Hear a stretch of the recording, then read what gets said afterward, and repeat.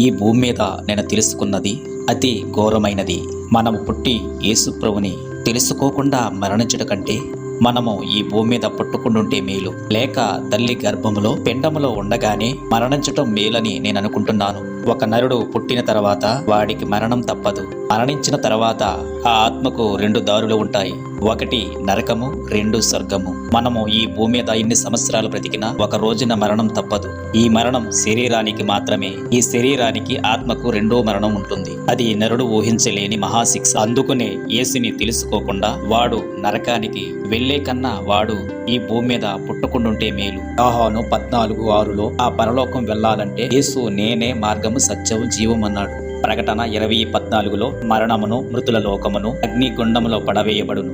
ఈ అగ్నిగుండము రెండో మరణము. ఎవని పేరైనను జీవగ్రంథమందు రాయబడినట్లు కనబడిన ఎడల వాడు అగ్నిగుండములో పడవేయబడును. ప్రకటన 20:12లో మరియు గొప్పవారేమి కొద్దివారేమి మృతులైన వారందరూ సింహాసనం ఎదుట నిలబడి ఉండుట చూసితిని.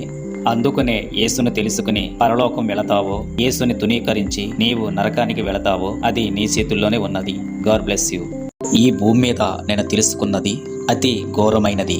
మనము పుట్టి యేసు ప్రభుని తెలుసుకోకుండా మరణించడం కంటే మనము ఈ భూమి మీద పుట్టుకుండుంటే మేలు, లేక తల్లి గర్భములో పిండములో ఉండగానే మరణించటం మేలని నేను అనుకుంటున్నాను.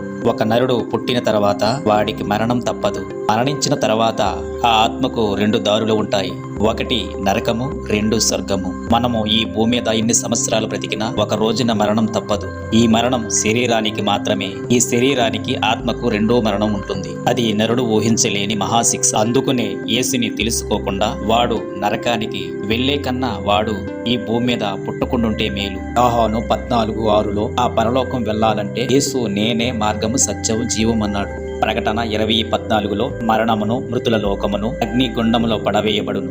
ఈ అగ్నిగుండము రెండో మరణము. ఎవని పేరైనను జీవగ్రంథమందు రాయబడినట్లు కనబడిన ఎడల వాడు అగ్నిగుండములో పడవేయబడును. ప్రకటన 20:12లో మరియు గొప్పవారేమి కొద్దివారేమి మృతులైన వారందరూ సింహాసనం ఎదుట నిలబడి ఉండుట చూసితిని. అందుకునే యేసును తెలుసుకుని పరలోకం వెళతావో, యేసుని తునీకరించి నీవు నరకానికి వెళతావో అది నీ చేతుల్లోనే ఉన్నది. God bless you.